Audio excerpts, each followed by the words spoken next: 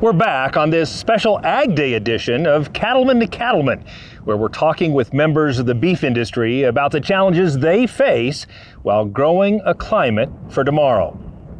We're coming to you today from the northwest corner of the Texas Panhandle here at Bezner Beef, and Michael Bezner is our host for today. Thank you so much for opening your operation to us. Tell us a little bit about yourself and Bezner Beef. Well, our feed yard is a family-owned feed yard, and we have a capacity of about 20,000 head. We farm and ranch as well as that. I have two younger brothers that are involved in the operation, and my dad is still involved. I have a brother, Mitchell, and my dad, Jody, that take care of the farming side of our business, and then a younger brother, Stephen, that takes care of the feed yard with me. My dad moved up here in the mid-'60s when he got out of college, left the Hereford area, and that was when pivot irrigation was just coming into this part of the world.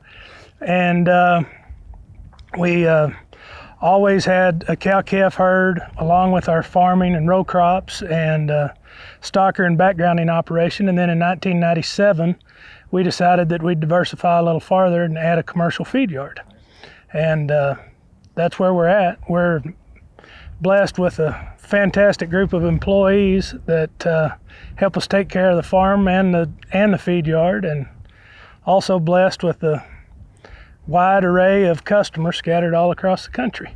Thanks for having us today. We appreciate that. And also with us is Gene Lowrey from XIT Feeders, also here in the Panhandle. Tell us a little bit about your outfit. I manage XIT Feeders, which is owned by Five Rivers Cattle Feeding, and we're one of 13 feed yards that the company owns, and we're located southwest of Dalhart. And I grew up in southwest Alabama on a cow-calf ranch, and went to school at Oklahoma State and went to work for Continental Grain in 1994 and been in the Panhandle ever since. That's fantastic. You know, as we celebrate Ag Day, one of the things that consumers want to know is what are some of the things that you all are doing every day to manage the health of the cattle in your care and under your care? Tell us what goes on here at Bezner Beef.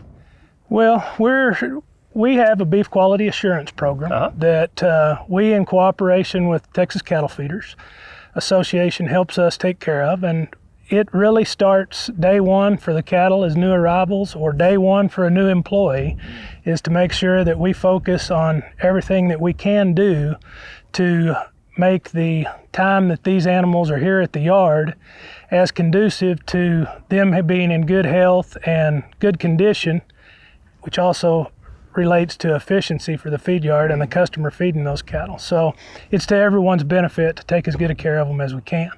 Gene, what would you add? We also have the same beef quality assurance programs at XIT, and along with that, we have a team of consulting nutritionists, consulting vets that monitor our programs and help us train our employees and make sure that we're following the programs that they have outlined. You know, one of the common themes across all the beef cattle industry has been this ongoing drought, and we're right in the heart of it here in the High Plains. I'm curious to know, what impact has drought had on your operation, Gene? Drought has had a big impact on our ability to procure feedstuffs. That's been the biggest thing. The drought's brought cattle to us sooner, feeder cattle to us sooner than what normally would be the case. But the big impact here in the last year and a half has been ability to procure roughage, and I think that's going to continue. The cattle, the shortness in the cattle herd and those things, I think will continue to show up. It's probably going to be more exaggerated in the year to come. Yeah. Michael? I would concur. It is, this drought, it's been tough on the land and been tough on the people here too. And it's increased prices on all of these feed ingredients, but especially roughage and their availability. And what do you see it doing to the long-term placements here in this feed yard as we think about the consequences of a smaller cow herd? Well, I can tell you today that we're getting these cattle in lighter and lighter, and that's a function of the pastures playing out because of the drought. Wheat pasture not being available because of the drought. We just continue, as an average in weight and age, these cattle are younger than they normally are. You both mentioned the great teams of people that you've assembled to help you manage operations of this size. Let's talk a little bit about labor, and I'm curious, are you finding any technology that can supplement your labor needs, because it is getting harder and more expensive to find people to help operate feed yards, Gene? Yeah, it's labor is a big issue, a big concern for us. As far as technology, the companies use the drone for some inventory management purposes. Okay. Also, we've demoed some driverless wheel loaders. Really? Haven't put that into place in production yet, but we have demoed it, and I really think that's a big opportunity for the industry in the future. That's phenomenal. Michael, do you see technology playing a role in your operation long term? Absolutely. It's distant, in the 25 years that we've had this yard here, or about that, 26 I guess now, we've had changes, across the whole yard, whether it be computerized batching at the mill, whether it be GPS controlled feed trucks that keep us from, mainly take a lot of errors out of, we can use a less qualified feed truck driver and still do as good a job or better even. Lots of opportunities in our industry for sure. You talk a lot about the environment, sustainability, and of course part of that is your role in being a good community member. There are some people that look at large scale operations like that with like you all run with disdain. I'm curious, what are you doing to be a good community member and to minimize and manage the negative environmental impact that some people think of when they think of large animal feeding operations? Well, it's important to be a good neighbor, I feel like, in any business, but it's especially here because all of my neighbors are my customers. I'm buying feed ingredients from them. Okay. So it's important to keep a good relationship.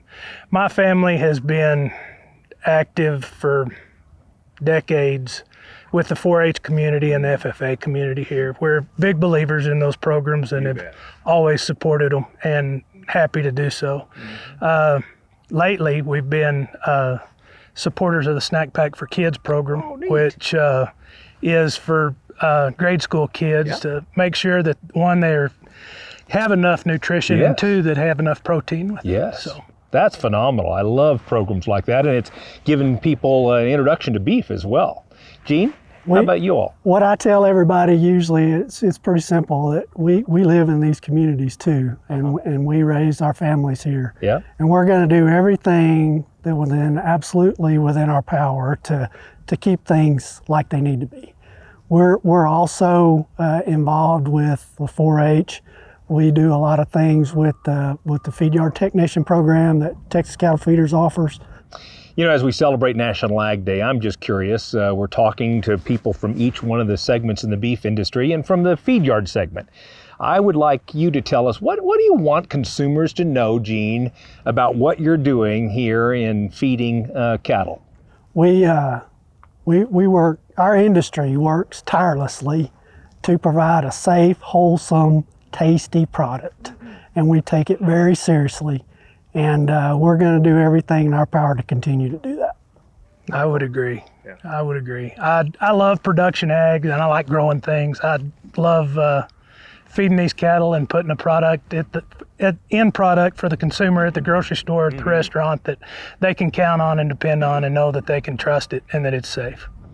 No doubt there's not a shortage of challenges in this business, but it's reassuring having guys like you and the team behind you that are caring for these animals and putting that product on the plate. Thanks for joining us, and thank you for having us here at your feed yard, Mike. You bet. Thank you. Enjoyed it.